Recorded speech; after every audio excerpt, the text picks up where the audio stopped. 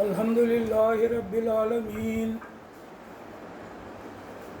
والصلاة والسلام علی رسول النبی الکریم ان اللہ وملائکتہ یصلون علی النبی یا ایہا الذین آمنوا صلوا علیہ وسلموا تسلیما اللہم صل علی محمد وعلی آل محمد كما صليت على إبراهيم وعلى آل إبراهيم إنك حميد مجيد اللهم بارك على محمد وعلى آل محمد كما باركت على إبراهيم وعلى آل إبراهيم إنك حميد مجيد السلام عليك أيها النبي ورحمة الله وبركاته۔ ایمان کے اخلاق کو عملی زندگی میں برتنا محمد صلی اللہ علیہ وسلم کا اصلی کارنامہ ہے۔ یہ ہے آج کا عنوان، ایمان کے اخلاق۔ ایمان کے اخلاق کو عملی زندگی میں برتنا حضرت محمد صلی اللہ علیہ وسلم کا اصلی کارنامہ ہے۔ حضرت محمد رسول اللہ صلی اللہ علیہ وسلم سے پہلے انسان جانتا تھا کہ خدا ہے، یہ بھی جانتا تھا انسان کہ خدا ایک ہے، مگر یہ نہ جانتا تھا کہ ایک خدا کو ماننے کا انسان کے اخلاق سے کیا تعلق ہے، ایک اللہ کو ماننے کا، توحید کا انسان کے اخلاق سے کیا تعلق ہے، اس کی تفصیل انسان کو معلوم نہ تھی۔ انسان کو اچھے اخلاق کیا ہیں معلوم تھے، اچھے اخلاق کا علم تھا انسان کو، مگر یہ اچھی طرح معلوم نہ تھا کہ اچھے اخلاق کو انسان اپنی زندگی کے تمام معاملات میں کیسے برتے، زندگی کے تمام معاملات میں اچھے اخلاق کو کس طرح برتا جائے، یہ بات انسان کو پوری طرح معلوم نہ تھی۔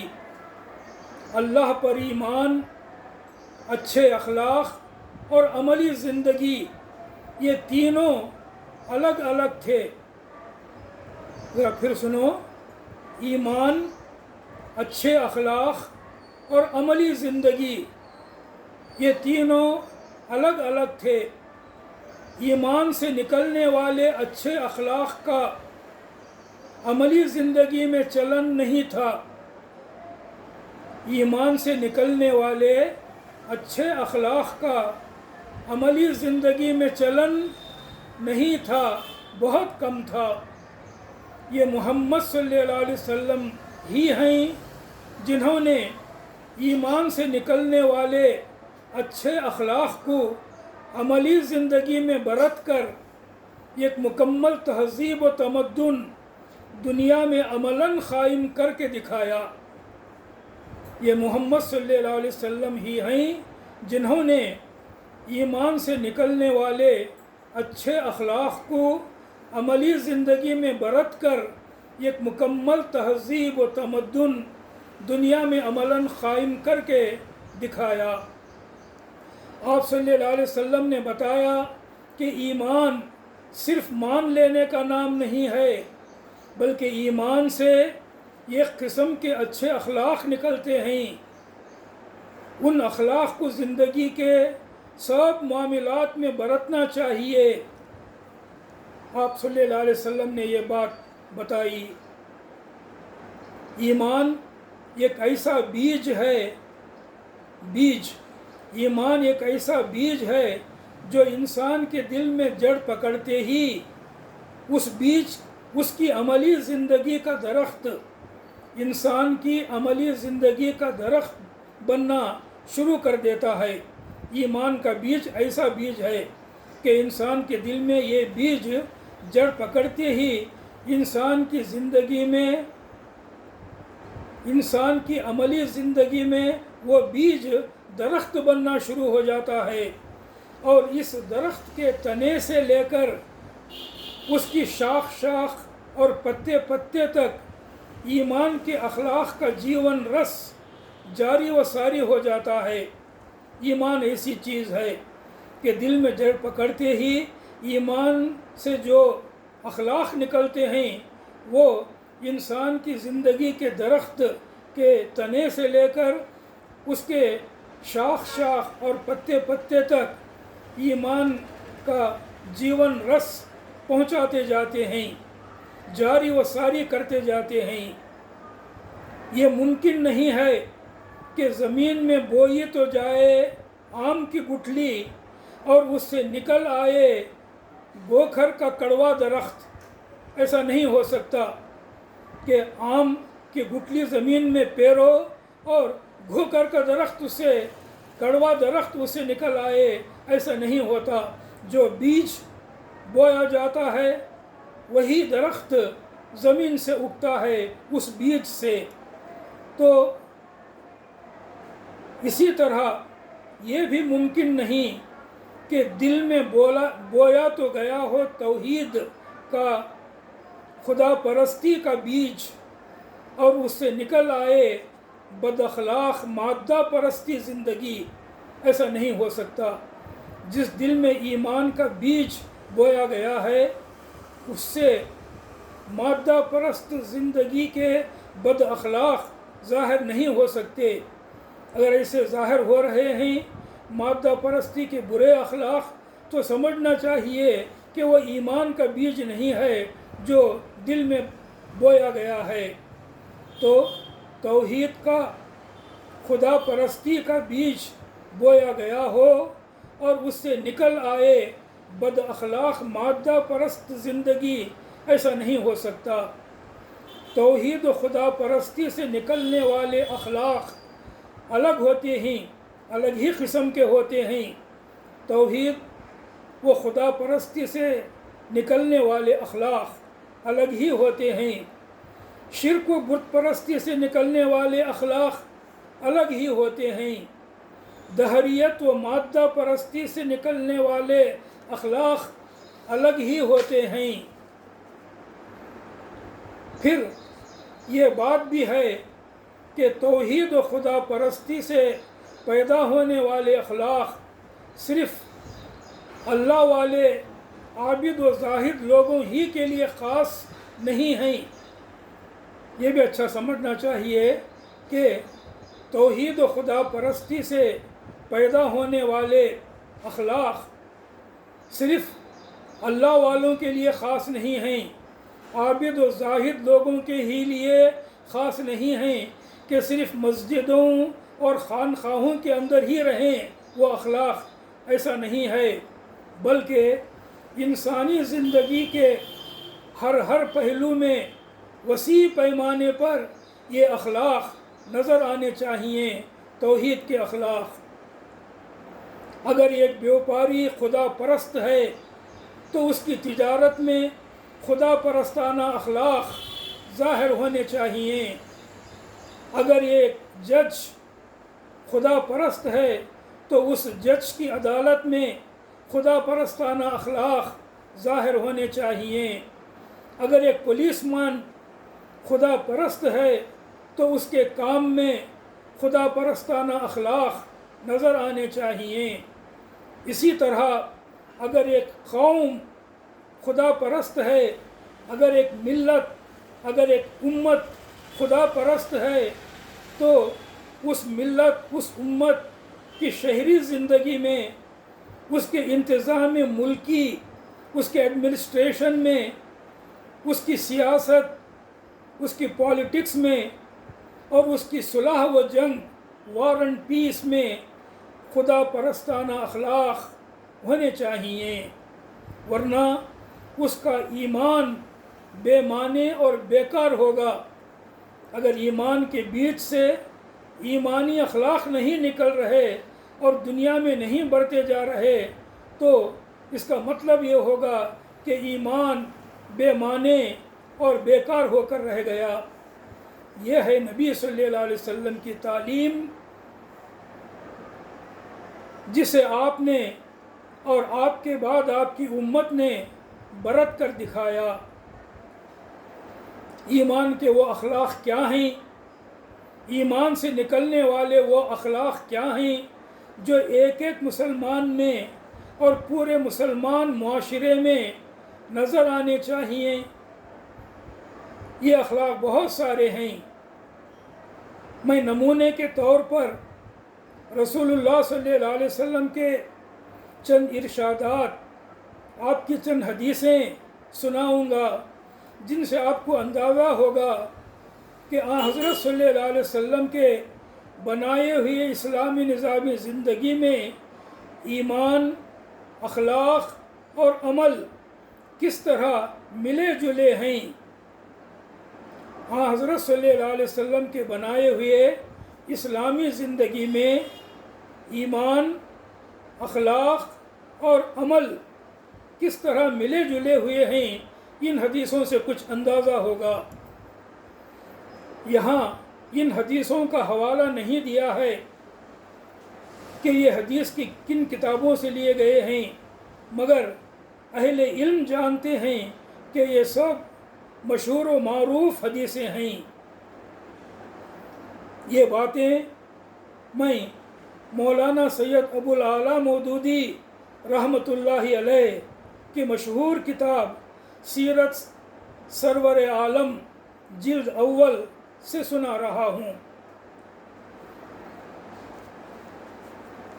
آئیے اب آپ کی حدیثیں سنیں۔ یہاں پر غور کرنے کی بات کیا ہے کہ ایمان سے کون سے اخلاق نکلتے ہیں، اور ایمان سے جو اخلاق نکلتے ہیں وہ صرف زبانی نہیں بلکہ عمل کرنے کے لیے ہیں۔ حضرت صلی اللہ علیہ وسلم نے صحابہ سے عمل کروایا، اور صحابہ سے جو معاشرہ آپ نے بنایا اس معاشرے میں آپ نے یہ اخلاق برت کر دکھائے۔ یہ غور کرنے کی بات ہے۔ نبی کریم صلی اللہ علیہ وسلم فرماتے ہیں الایمان بضع و سبعون شعبۃ افضلها قول لا الہ الا اللہ وادناها اماطۃ الاذی عن الطریق والحیاء شعبۃ من الایمان۔ رسول اللہ صلی اللہ علیہ وسلم نے فرمایا ایمان کے بہت سے شعبے ہیں۔ ایمان کی جڑ یہ ہے کہ تم اللہ کے سوا کسی کو معبود نہ مانو، اور ایمان کی آخری شاخ یہ ہے کہ راستے میں اگر تم کوئی چیز ایسی دیکھو جو لوگوں کو تکلیف دینے والی ہو تو اس تکلیف دینے والی چیز کو ہٹا دو۔ اور حیا بھی ایمان ہی کا ایک شعبہ ہے۔ یہ ہے حدیث۔ اس حدیث سے معلوم ہوا کہ راستے سے لوگوں کو تکلیف دینے والی چیز ہٹا دینا اور حیا، شرم ایمان کے اخلاق ہیں۔ ایمان کا نام لے کر آپ نے فرمایا کہ ایمان کی جڑ یہ ہے، ایمان کی اونچی شاخ یہ ہے، اور حیا بھی ایمان کا ایک شعبہ ہے۔ تو اس سے معلوم ہوا کہ یہ ایمان کے اخلاق ہیں، ایمان سے نکلنے والے اخلاق ہیں۔ الشہور شطر الایمان، پاکیزگی آدھا ایمان ہے۔ پاکیزگی، جسم کی پاکیزگی اور لباس کی پاکیزگی آدھا ایمان ہے۔ تو یہ ایمان کے اخلاق میں سے ہے جسم کی پاکیزگی اختیار کرنا اور کپڑوں کی پاکیزگی اختیار کرنا۔ اسی کو ہم آگے بڑھا کر اخلاق کی پاکیزگی اور وسیع معنی میں اس کو ہم لے سکتے ہیں۔ احادیث کو ہمیشہ وسیع معنوں میں لینا چاہیے، جتنا ہو سکے اتنا زیادہ سے زیادہ چوڑے معنوں میں لینا چاہیے۔ تو ایمان کے اخلاق میں جسم و لباس کی پاکیزگی بھی ہے، یہاں تک کہ آپ نے اس کو آدھا ایمان قرار دیا ہے۔ یہ بات صرف منہ سے کہنے کے لیے نہیں کہی بلکہ عمل کر کے دکھایا۔ پاکیزگی کا ایک پورا باب ہے احادیث کی کتابوں میں کہ طہارت کیا ہے، پاکیزگی کیا ہے، اور گندگی کیا ہے اور غیر طہارت کیا ہے، بڑی تفصیل کے ساتھ آپ صلی اللہ علیہ وسلم نے بیان کیا۔ ہم مسلمان اس کو فالو کرتے ہیں، اسلامی معاشرے میں اس کا چلن ہے۔ یہی ہے ایمان کے اخلاق، اور یہی ہے ایمان کے اخلاق کو زندگی میں برت کر دکھانا۔ المومن من امنہ الناس علی دمائہم و اموالہم، مومن وہ ہے جس سے لوگوں کو اپنی جان و مال کا کوئی خطرہ نہ ہو۔ ایمان کے اخلاق میں یہ ایک بڑے اخلاق کا باب ہے کہ مومن وہ ہے، ایمان والا وہ ہے جس سے لوگوں کو اپنی جان و مال کا کوئی خطرہ نہ ہو۔ ایمان کے اخلاق میں سے ایمان کے یہ اخلاق ایک ایک مسلمان میں ہونے چاہیے، اور دنیا بھر کے مسلمان معاشرے میں بھی یہ اخلاق ہونے چاہیے۔ دنیا ان سے نہ ڈرے، دنیا ان سے امن محسوس کرے۔ ایمان کے یہ اخلاق ہیں، اور یہ اخلاق برتنے کے لیے ہیں، نافذ کرنے کے لیے ہیں۔ فرمایا لا ایمان لمن لا امانت لہ ولا دین لمن لا عہد لہ، اس شخص میں ایمان نہیں ہے جس میں امانت داری نہیں ہے، اور وہ شخص بے دین ہے جو عہد کا پابند نہیں ہے۔ دو اور اخلاق کا ایمان کے اخلاق کے تعلق سے ذکر کیا گیا ہے اس حدیث میں، کہ اس شخص میں ایمان نہیں ہے جس میں امانت داری نہیں ہے۔ امانت داری کو بھی آپ وسیع معنوں میں لیجئے، اور وہ شخص بے ایمان ہے جو عہد کا پابند نہیں ہے، اپنے بات پر نہیں ٹھہرتا ہے، اپنی بات اور اپنا وعدہ پورا نہیں کرتا ہے۔ وہ جو ہے ایمان کی نشانی نہیں ہے، بلکہ بے ایمانی کی نشانی ہے۔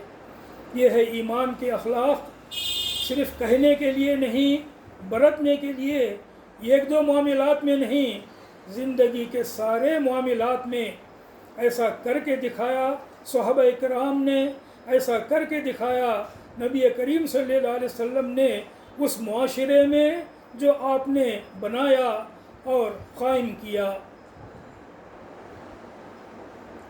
ایمان الصبر والسماحہ، الایمان الصبر والسماحہ، ایمان تحمل اور فراخ دلی کا نام ہے۔ ایمان تحمل، برداشت، اور فراخ دلی، کھلے دل کا نام ہے۔ ایمان برداشت اور کھلے دل کا نام ہے۔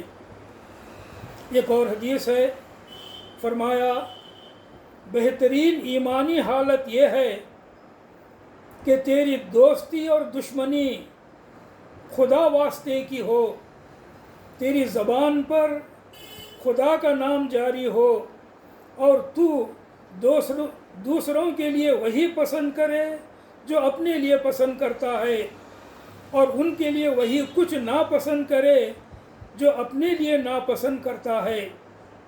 ایمان کے کچھ اخلاق، کچھ اور اخلاق اس حدیث سے نکلتے ہیں۔ دیکھیے وہ کیا کیا ہیں۔ ہماری دوستی اور دشمنی اللہ کے لیے ہو، اپنے نفس کے لیے نہیں، اپنے دوستوں کے لیے نہیں، اپنے رشتہ داروں کے لیے نہیں، بلکہ ہماری دوستی بھی اللہ کے لیے ہو، ہماری دشمنی بھی اللہ کے لیے ہو۔ ایک ایک مسلمان کا یہ حال ہونا چاہیے، مسلمانوں کے معاشرے کا بھی یہ حال ہونا چاہیے کہ دوستی بھی اللہ کے لیے اور دشمنی بھی اللہ کے لیے۔ پھر فرمایا تیری زبان پر خدا کا نام جاری رہے، یعنی مسلمانوں کے معاشرے میں ہمیشہ اللہ یاد رہے، ہر معاملے میں وہ اللہ کو یاد رکھیں کہ میں یہ کہہ رہا ہوں، میں یہ کر رہا ہوں، ہم یہ کہہ رہے ہیں، ہم یہ کر رہے ہیں، اللہ دیکھ رہا ہے، سن رہا ہے۔ اللہ کی بھی کچھ ہدایتیں ہیں، اللہ کے نبی کی بھی کچھ ہدایتیں ہیں، یہ یاد رہے۔ اللہ کی یاد کو بھی اس وسیع معنی میں لینا چاہیے، صرف تسبیح کے دانے پھرانا ہی اللہ کی یاد نہیں ہے، بلکہ ابھی میں نے جو کہا اس وسیع معنی میں لینا یہ اللہ کی یاد ہے۔ فرمایا تیری زبان پر خدا کا نام جاری ہو، اور پھر فرمایا ایک اور اخلاق بتائے ایمان کے، بڑی اہم بات ہے، ذرا غور کیجئے۔ دوسروں کے لیے وہی پسند کرو جو خود پسند کرتے ہو، اپنے لیے جو پسند کرتے ہو دوسروں کے لیے وہی پسند کرو، اپنے لیے جو ناپسند کرتے ہو دوسروں کے لیے بھی وہ ناپسند کرو۔ ذرا غور کرو تو یہ بڑی اہم بات ہے، زندگی میں ہر روز پیش آنے والی بات ہے۔ ہمارا رویہ کچھ اور ہے، حدیث کا مطالبہ کچھ اور ہے، دین کا مطالبہ کچھ اور ہے۔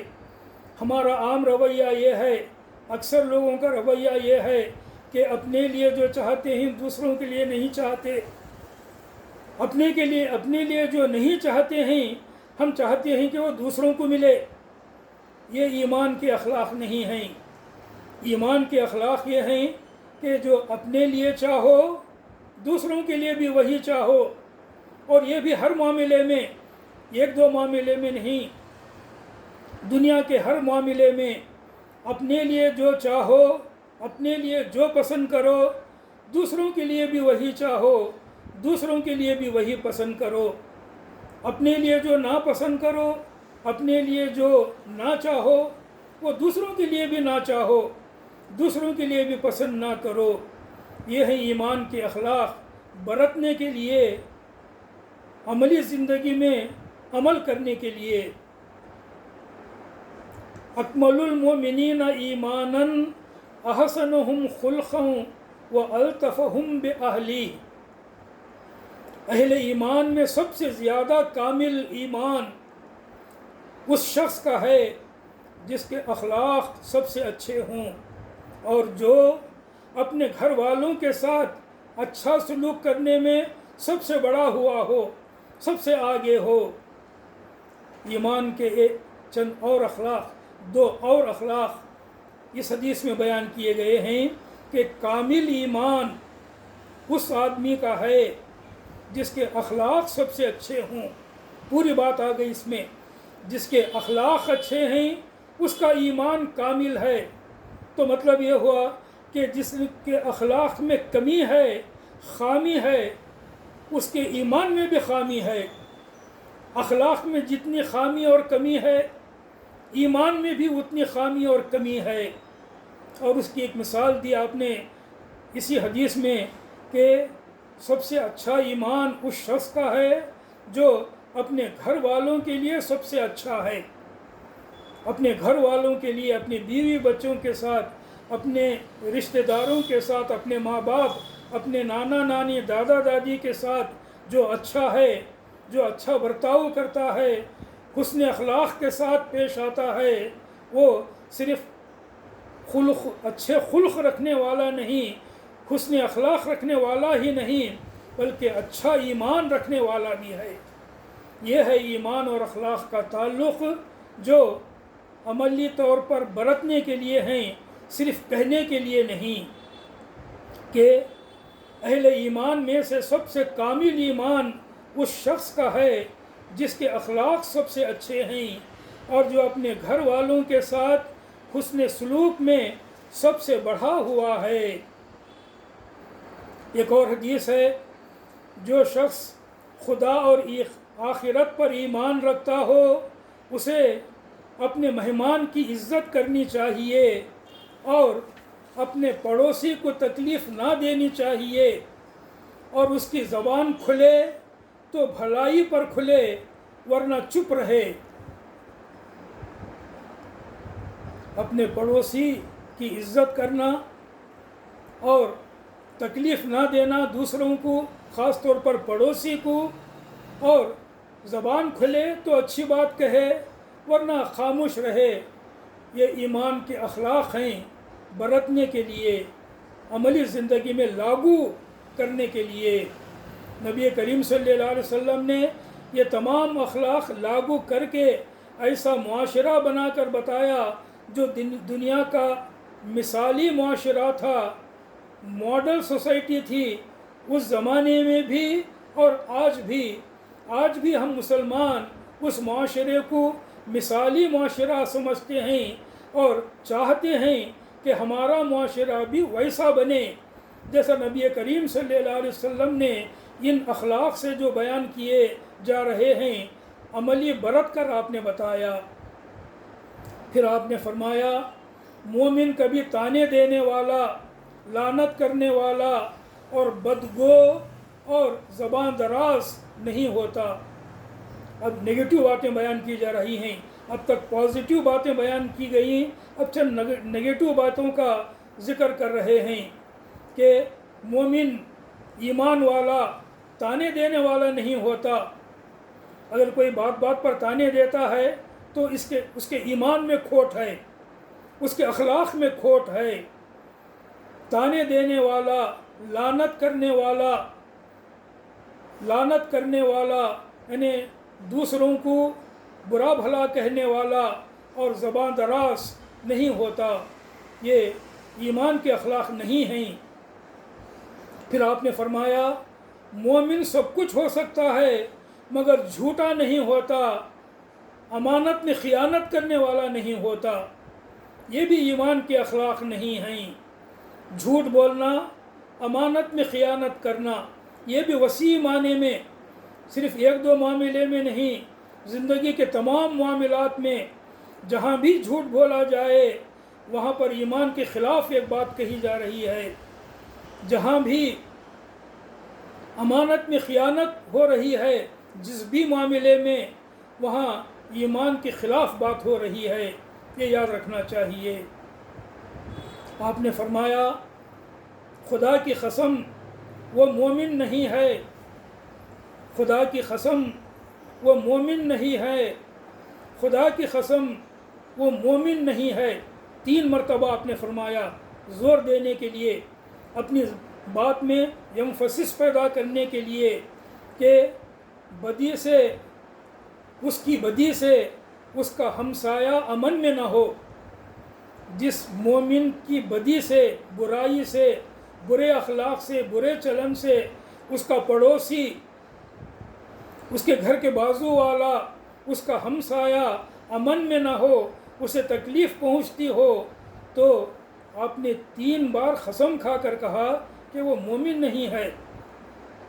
مومن کے ایسے اخلاق نہیں ہوتے کہ وہ دوسروں کو تکلیف دے، خاص کر اپنے پڑوسیوں کو تکلیف دے، یہ مومن کے اخلاق ہرگز نہیں ہیں۔ پھر آپ نے ایک اور حدیث میں فرمایا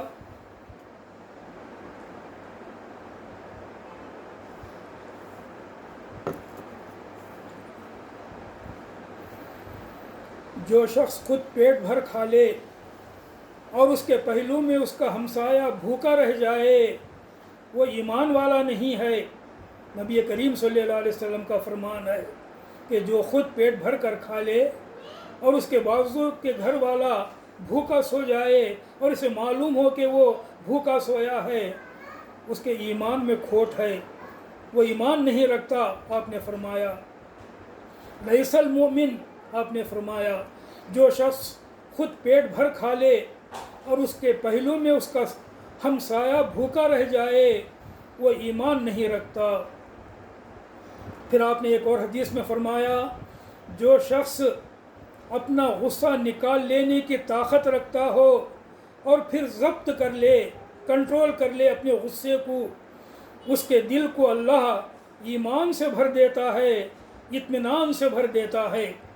پھر آپ نے ایمان کے چند اور اخلاق کا ذکر فرمایا کہ ایمان کے اخلاق یہ ہیں کہ جو انسان اپنا غصہ نکالنے کی طاقت رکھتا ہے، کسی پر غصہ آ گیا اور وہ اس کا کمتر ہے، اس کے کنٹرول میں اور قابو میں ہے، غصے میں مار مار کر اسے ادموا کر سکتا ہے، ایسا غصہ آیا مگر پھر وہ اللہ کو یاد کیا، نبی کریم صلی اللہ علیہ وسلم کی بات یاد کی اور اپنے غصے کو ضبط کر لیا، قابو میں کر لیا اور کچھ نہ کیا، کچھ نہ کہا، تو اللہ تعالیٰ ایسے شخص کے ایمان، ایسے شخص کے دل کو ایمان سے بھر دیتا ہے، اطمینان سے بھر دیتا ہے۔ تو غصے میں قابو رکھنا، بے قابو نہ ہو جانا، ایمان کے اخلاق میں سے ہے، برتنے کی چیز ہے، عمل کرنے کی چیز ہے، صرف کہنے کی چیز نہیں۔ پھر آپ نے فرمایا جس نے لوگوں کو دکھانے کے لیے نماز پڑھی اس نے شرک کیا۔ ریاکاری کی بات آ رہی ہے یہاں پر، ریاکاری، دکھاوے کی نماز شرک ہے۔ جس نے لوگوں کو دکھانے کے لیے روزہ رکھا اس نے شرک کیا، اور جس نے لوگوں کو دکھانے کے لیے خیرات کی اس نے شرک کیا۔ اتنی شدید بات ہے، یاد رکھنے کی بات ہے کہ ریاکاری کا ایمان سے کوئی جوڑ نہیں۔ ایمان والا ریاکار نہیں ہوتا۔ ریاکاری تو نفاق کی علامت ہے، ایمان کی نہیں۔ تو دکھاوے کے لیے نماز پڑھنا، دکھاوے کے لیے روزہ رکھنا، دکھاوے کے لیے خیرات کرنا ایمان کے اخلاق نہیں ہیں۔ یہ ایمان والے کے اندر نہیں ہوتے، نہیں ہونے چاہیے۔ پھر آپ نے ایک اور حدیث میں بات کھول کر بیان فرما دی نفاق کی۔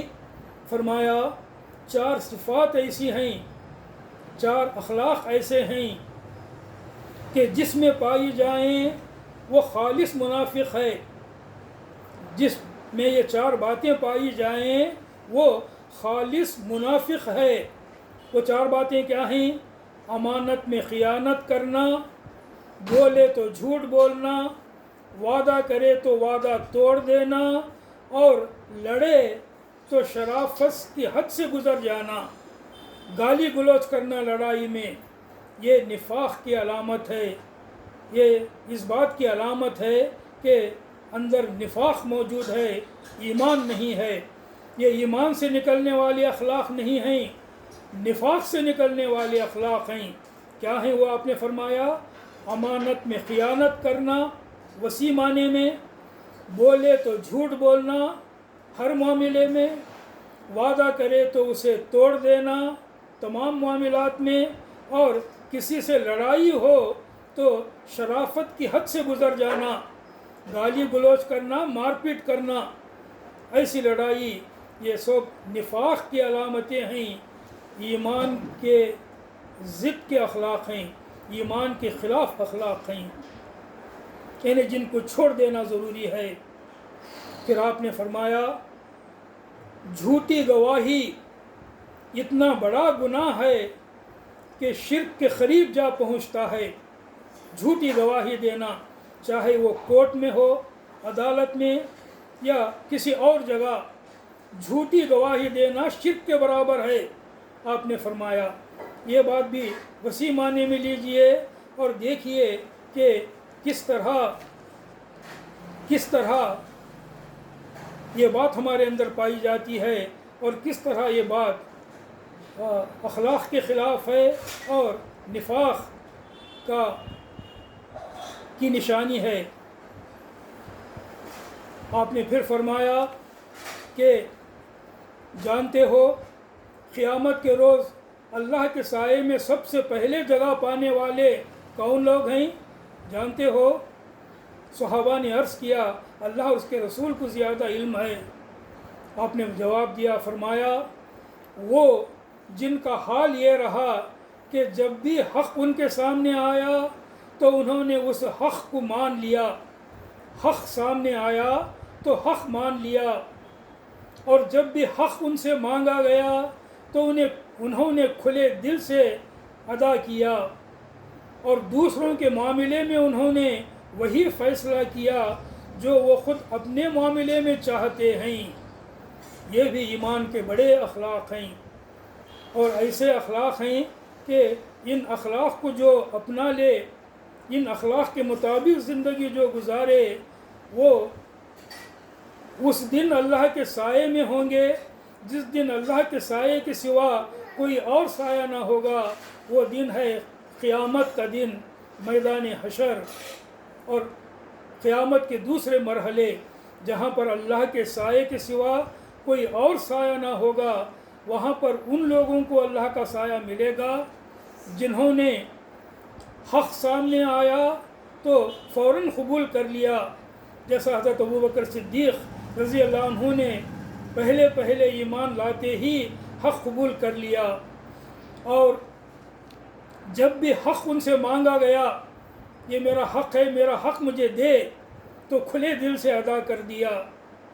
ایسا شخص، ایسے لوگ اللہ کے سائے میں ہوں گے جب کوئی اور سایہ نہ ہوگا۔ اور وہ لوگ جو اپنے معاملے میں جو فیصلہ چاہتے ہیں دوسروں کے معاملے میں بھی وہی فیصلہ چاہیں، یہ بھی اللہ کے سائے میں ہوں گے جس دن کوئی سایہ نہ ہوگا۔ تو یہ ہیں ایمان کے اخلاق جو برتنے کے لیے ہیں، صرف کہنے کے لیے نہیں۔ نبی کریم صلی اللہ علیہ وسلم نے اسے برت کر دکھایا، اس کے مطابق معاشرہ قائم کر کے، ایک تہذیب و تمدن قائم کر کے آپ نے دکھائی، یہ آپ کا کمال ہے۔ حضور صلی اللہ علیہ وسلم نے فرمایا، تم 6 باتوں کی مجھے ضمانت دو، میں تمہیں جنت کی ضمانت دیتا ہوں۔ کیا فرمایا آپ نے؟ تم مجھے 6 باتوں کی ضمانت دو، میں تمہیں جنت کی ضمانت دیتا ہوں۔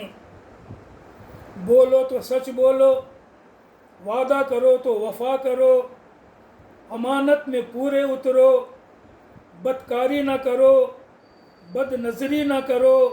بد نظری، دوسروں کو بری نظر سے دیکھنا، بد نظری سے بچو، اور ظلم سے ہاتھ روک لو۔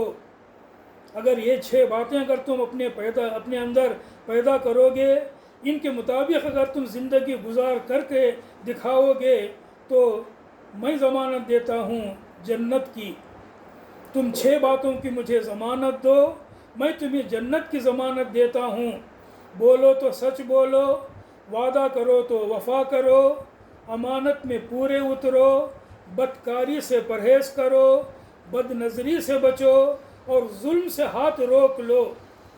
ذرا خیال کرو، اگر ایک مسلمان میں یہ بات پائی جائے، اگر مسلمانوں کے پورے سماج، پورے معاشرے میں یہ باتیں پائی جائیں تو مسلمان کتنا اچھا مسلمان ہوگا، وہ مسلمان معاشرہ کتنا اچھا معاشرہ ہوگا، اور دنیا کے سامنے کتنی ایمان کی اچھی مثال پیش کرے گا۔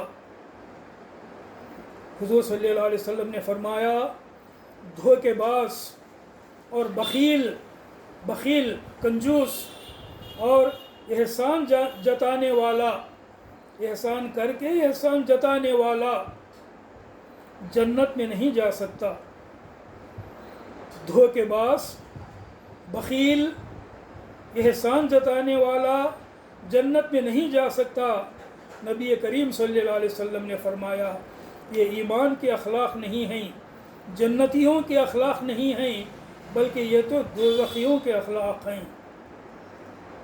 تو اس طرح اخلاق کا تعلق ایمان سے کیا ہے، آپ نے کھول کر بتایا، گن کر وہ اخلاق بتائے جو ایمان کے اخلاق ہیں، گن کر وہ اخلاق بتائے جو ایمان کے اخلاق نہیں ہیں، مثبت طور پر بھی، منفی طور پر بھی، پازیٹیولی اینڈ نیگیٹیولی۔ پھر آپ نے فرمایا، جنت میں وہ گوشت نہیں جا سکتا جو حرام کے لقموں سے بنا ہو۔ حرام خوری سے پلے ہوئے جسم تو آگ کے لیے ہی مناسب ہیں۔ کتنی شدید بات ہے، کتنی گمبھیر بات ہے۔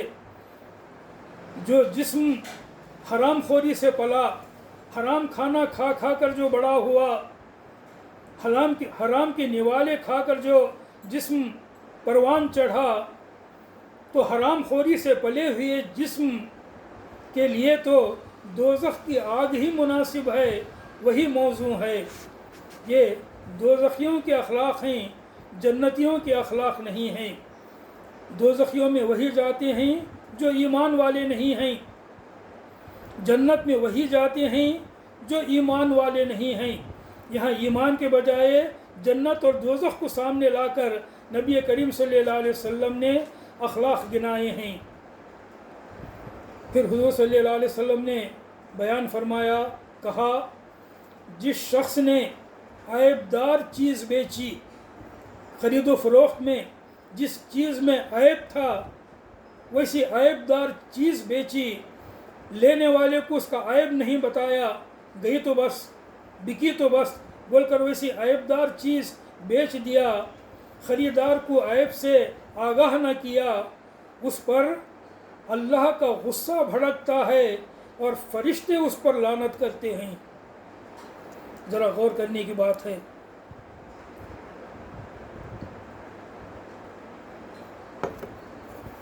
ये भी वसी माने में है, लेन देन के, तिजारत व कारोबार के, बिज़नेस के।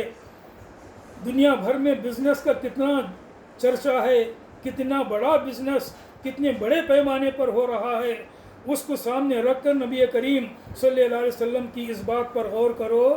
छोटे से छोटे लेन देन से लेकर बड़े से बड़े लेन देन तक, 1-2 रुपये के लेन देन और व्यापार से लेकर हज़ारों करोड़ों रुपए के लेन देन और व्यापार तक, याद रखने की बात यह है कि जिस शख्स ने ऐबदार चीज़ बेची और लेने वाले को ऐब ना बताया, उस पर अल्लाह का गुस्सा है और उस पर फरिश्ते लानत करते हैं, लानत भेजते हैं।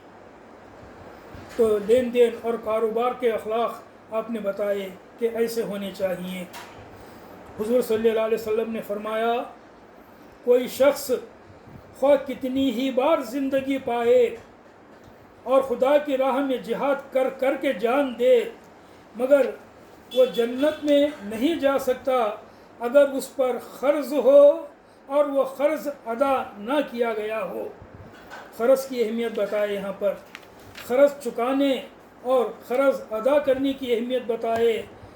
ईमान का ये अखलाक बताए कि क़र्ज़ लेने के बाद क़र्ज़ अदा करना ईमान है, क़र्ज़ लेने के बाद क़र्ज़ ना अदा करना ये ईमान के ख़िलाफ़ ऐसी बात है कि एक नहीं कई ज़िंदगियां पाए वो आदमी और जहाद जैसी अज़ीमुश्शान चीज़ में बार बार अपनी जान दे, मगर वो जन्नत में नहीं जा सकता अगर क़र्ज़ अदा ना किया हो। इतनी बड़ी चीज़ है क़र्ज़ की अदायगी, अगर क़र्ज़ अदा ना किया हो तो वो जन्नत में नहीं जा सकता। नबी करीम सल्लल्लाहु अलैहि वसल्लम ने फरमाया, मर्द हो या औरत, अगर उन्होंने अपनी ज़िंदगी के 60 ईयर्स, अगर उन्होंने अपनी ज़िंदगी के 60 साल भी अल्लाह की फर्मा बरदारी में बसर किए हों, लेकिन जब मौत का वक्त आया तो वसीयत में किसी की हक तलफ़ी करके उसे नुकसान पहुंचाया, तो ऐसे मर्द और औरत दोनों दोज़ख के मुस्तहक़ हैं। ये भी कितनी बड़ी बात है। दौलतमंद है, पैसे वाला है, ज़रा पैसा हो या बड़ा, छोटी दौलत हो या बड़ी, जरी आस्ती हो या बल्ला की आस्ती, अगर 60 साल तक भी जो है ऐसा मर्द और ऐसे औरत जिनके पास ये आस्ती है, अगर मरते वक्त वसीयत करे और इंसाफ नहीं करे अपने वारिसों के साथ, जिनको आस्ती पहुंचना है उनके साथ बेइंसाफ़ी करे, तो वो दोज़ख के मुस्तहक़ हैं। आपने फरमाया हमारा चाल चलन क्या है, हमारे घरां में क्या होता, हमारे माशरे में क्या होता, आस्ती के ताल्लुक़ से, आस्ती बांटने के ताल्लुक़ से, विरासत तक़सीम करने के ताल्लुक़ से, और किसी को दे को जाने के मामले में हमारे बड़े, हमारे बुज़ुर्ग क्या करते हैं उसे याद रखिए। और नबी करीम सल्लल्लाहु अलैहि वसल्लम की ये हदीस याद रखिए कि 60 साल तक भी अगर वो अच्छे से अच्छे अमाल करता रहा या करती रही, मगर मौत के वक्त ऐसी नाइंसाफ़ी की अपने वारिसों के साथ कि किसी को कम दिया, किसी को ज़्यादा दिया, किसी को हक़ से बढ़कर दिया, किसी का हक़ मारा, तो वो दोज़ख में नहीं जा सकता, दोज़ख में नहीं जाएगी। फिर आपने फरमाया यानी अखलाक कहाँ कहाँ तक हैं, अखलाक का चलन कहाँ कहाँ तक होना चाहिए, ईमान के अखलाक कहाँ तक पहुँचते हैं, उसे बयान करना मतलब है, उसे बताना मकसद है।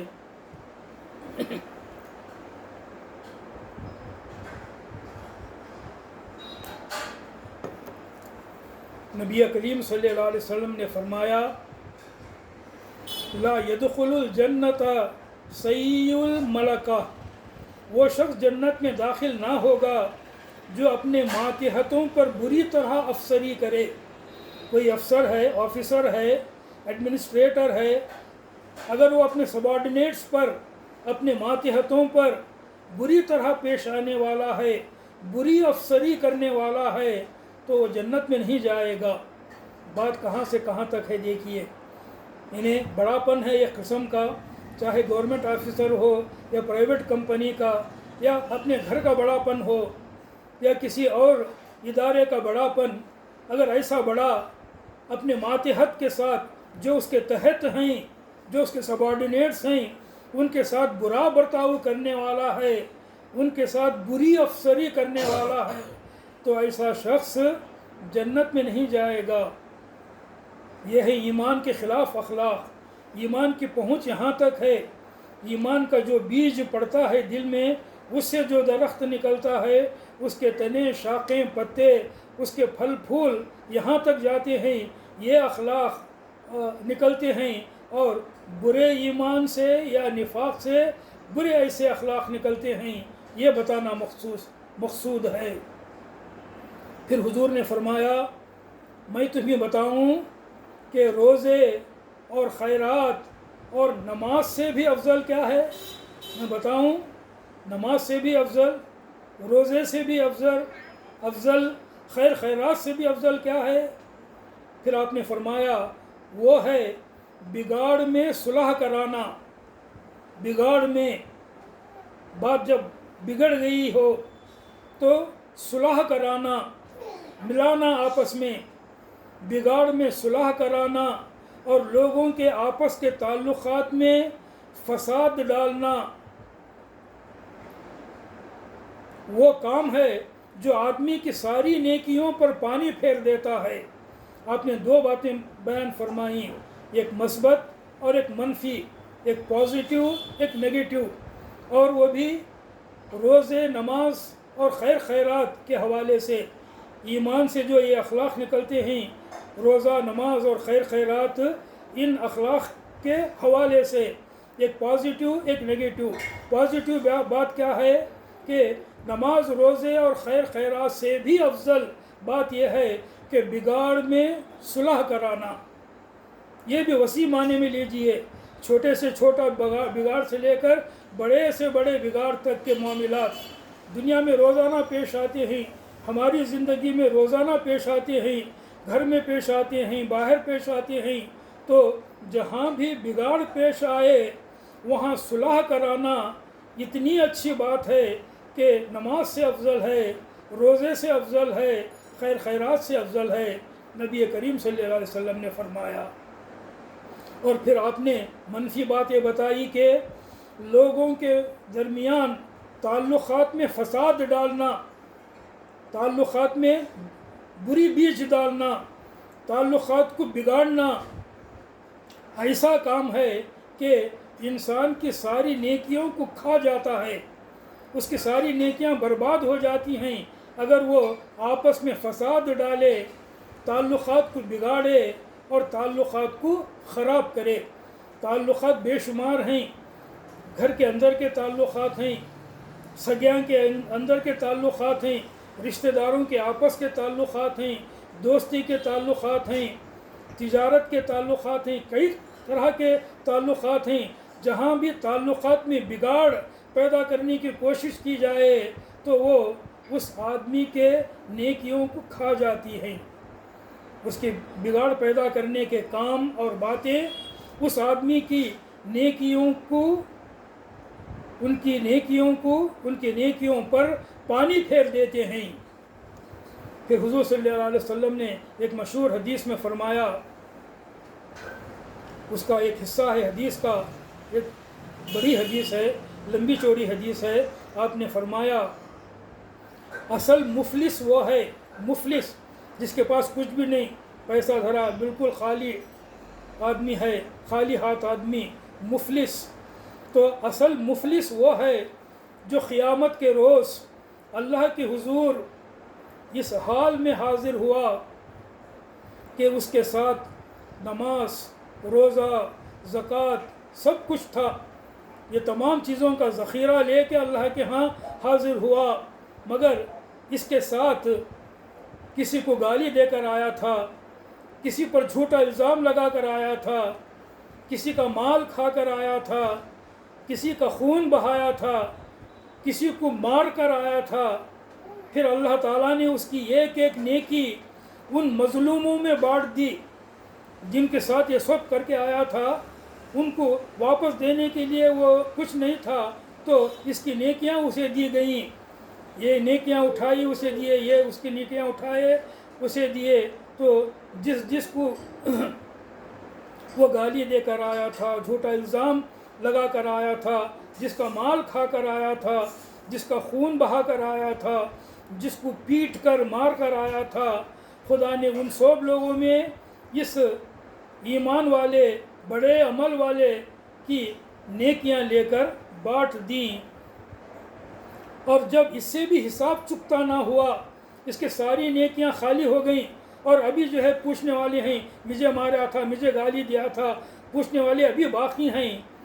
اور جب اس سے بھی حساب چکتا نہ ہوا تو اس کے گناہ لے کر ان کے گناہ لے کر اس پر ڈالے جائیں گے. جن کا وہ حق مارا تھا اس کے گناہ لے کر اس نیک آدمی کے کھاتے میں ڈالے جائیں گے اور اسے دوزخ میں دھونک دیا جائے گا. اس کے جو ہے برائیاں لیے ڈالے، برائیاں اس کے لیے ڈالے، اس کے لیے ڈالے. تو نیکیوں کا بھنڈار لے کر جو آیا تھا وہ نیکیوں کا بھنڈار ختم ہو گیا اس کا، اور الٹا دوسروں کی جو ہے وہ اتنی برائیاں اپنے سر لے لیا اللہ کے حساب میں کہ اس کی برائیاں بڑھ گئیں اور وہ دوزخ میں ڈالا گیا. وہ مفلس ہے، وہ اصل مفلس ہے. آپ نے بیان فرمایا اصل مفلس وہ ہے جو قیامت کے روز اللہ کے حضور اس حال میں حاضر ہوا کہ اس کے ساتھ نماز، روزہ، زکوٰۃ سب کچھ تھا، مگر اس کے ساتھ وہ کسی کو گالی دے کر آیا تھا، کسی پر بہتان لگا کر آیا تھا، کسی کا مال مار کھایا تھا، کسی کا خون بہایا تھا، کسی کو پیٹ کر آیا تھا.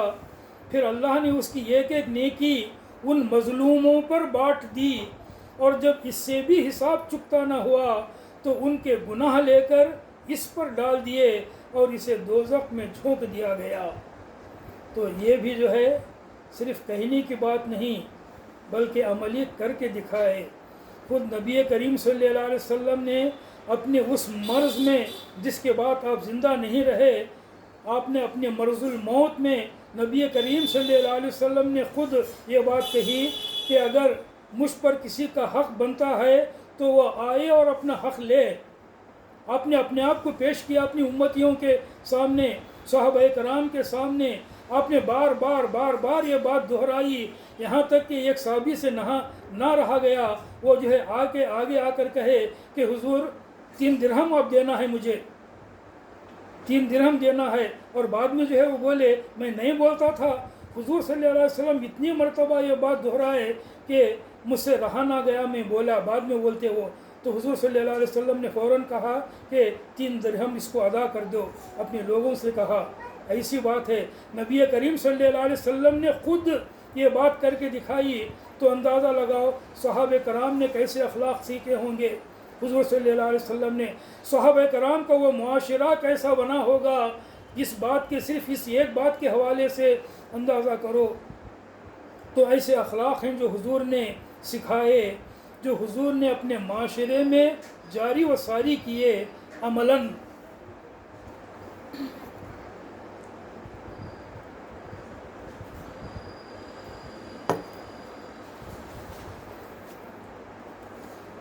پھر اللہ کے رسول صلی اللہ علیہ وسلم نے فرمایا جو تاجر، جو بیپاری قیمتیں چڑھانے کے لیے مال روک رکھے وہ ملعون ہے. ذخیرہ اندوزی کرنا، گوڈون میں مال جمع کرنا، مارکیٹ میں نہیں لانا.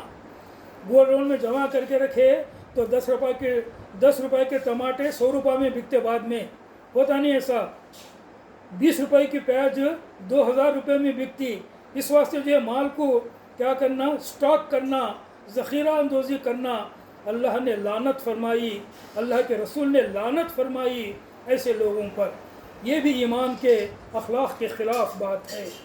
تو جو تاجر قیمتیں چڑھانے کے لیے مال روک رکھے وہ لعنت زدہ ہے، آپ نے فرمایا۔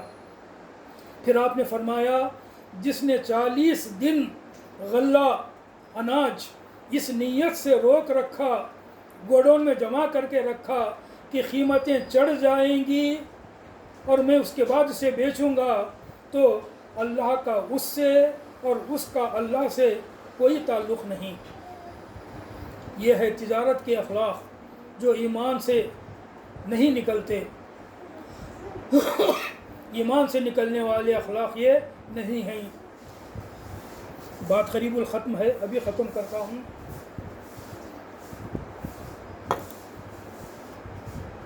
حضور صلی اللہ علیہ وسلم نے فرمایا 40 دن غلہ روکنے کے بعد اگر آدمی اس غلے کو خیرات بھی کر دے تو معاف نہ کیا جائے گا۔ صرف 40 دن تک کا گوڈون میں رکھا، 40 دن کے بعد اسے نصیحت پہنچی، خود غور کریا، ارے مجھے ایسا نہیں کرنا تھا، بیچنے کے بجائے سارا مال خیرات کر دیا، تو اللہ تعالیٰ اسے معاف نہ کرے گا۔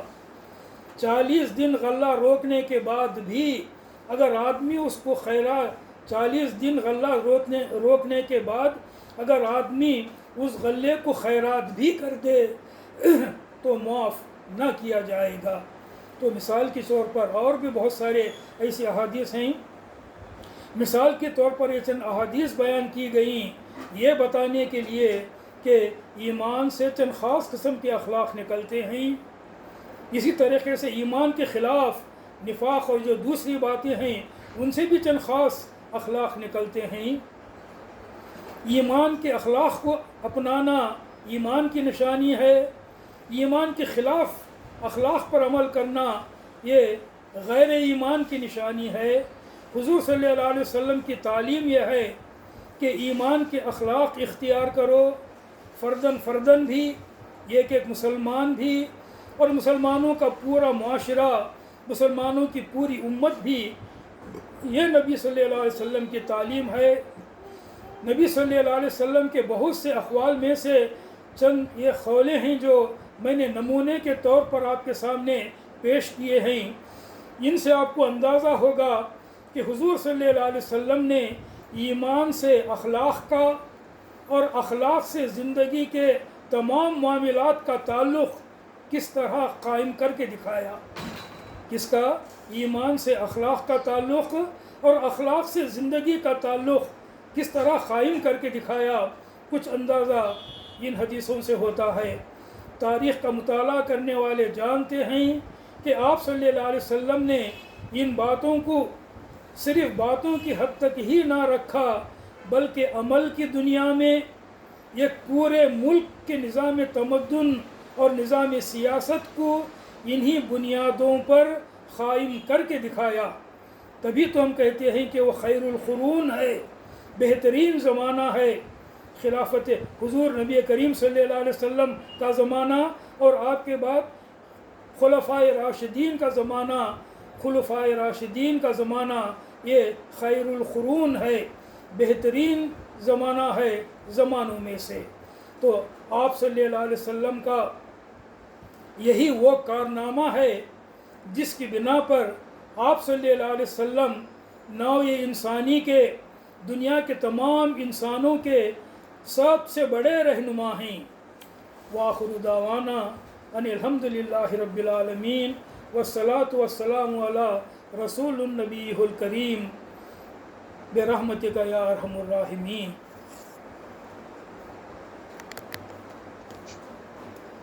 جزاک اللہ خیرا کثیرا۔